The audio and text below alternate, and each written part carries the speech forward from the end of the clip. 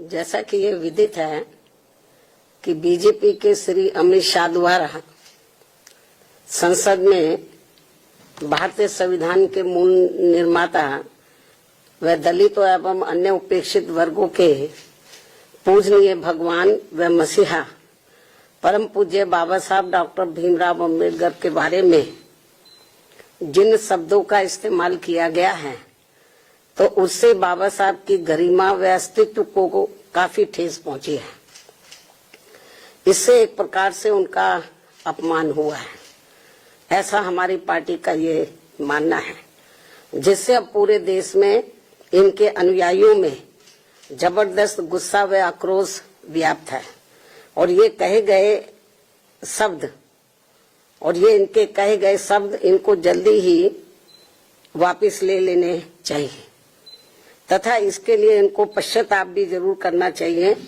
तो ये बेहतर होगा। वरना इनके अनुयायी इस घटना को कभी भी भुला नहीं पाएंगे तथा ना ही इनको कभी माफ कर पाएंगे। जिस प्रकार से बाबा साहब के प्रति कांग्रेस पार्टी के असंख्य रहे गलत कारनामों को इनके अनुयायी अभी तक भी भुला नहीं पाए हैं और ना ही ये कभी कांग्रेस पार्टी को माफ करने वाले हैं, चाहे ये अपने कितने रंग ढंग व चाल आदि भी क्यों ना बदल लें। इतना ही नहीं बल्कि कांग्रेस पार्टी ने बाबा साहब के देहांत के बाद तो इनके नाम को व संविधान निर्माण में रहे इनके अहम योगदान को भी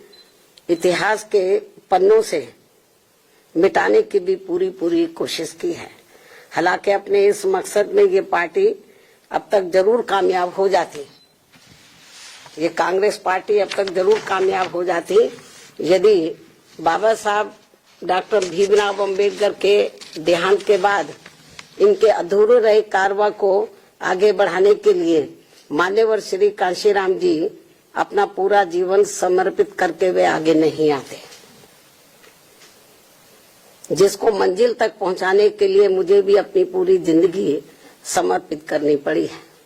इसके साथ ही मान्यवर श्री कांशीराम जी ने बाबा साहब के संघर्ष व इनके कारवा को खत्म करने वाली कांग्रेस पार्टी के सभी साम दाम दंड भेद आदि हथकंडों का मुकाबला करके वे उनसे सावधानी बरतते हुए तब फिर बीएसपी का गठन किया है,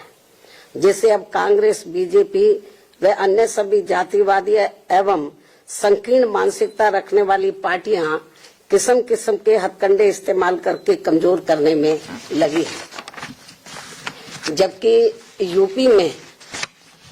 4 बार बीएसपी के नेतृत्व में रही सरकार ने जिस प्रकार से यूपी की राजधानी लखनऊ में व दिल्ली के नजदीक नोएडा में भी बाबा साहब डॉक्टर भीमराव अम्बेडकर के सम्मान में अनेकों भव्य व ऐतिहासिक स्मारक संग्रहालय व स्थल आदि बनाए हैं, साथ ही इनके नाम पर यहाँ अनेकों जनहित की योजनाएं शुरू की गई हैं। नए जिलों के नाम आदि भी रखे गए हैं, जिनमें से बाद में काफी कुछ को समाजवादी पार्टी की सरकार ने बदल भी दिया है, जो इस पार्टी की बाबा साहब के प्रति इनकी नफरत को भी दर्शाता है, जो अब कांग्रेस के साथ मिलकर इनके सम्मान की हवाई बातें कर रहे हैं। इसी प्रकार इन वर्गों से जुड़े अन्य संतों गुरुओं व महापुरुषों आदि को भी पूरा आदर सम्मान दिया गया है, जिससे अब कांग्रेस व बीजेपी आदि की नींद उड़ी हुई है। ये जो हमने काम किए बाबा साहब के सम्मान में,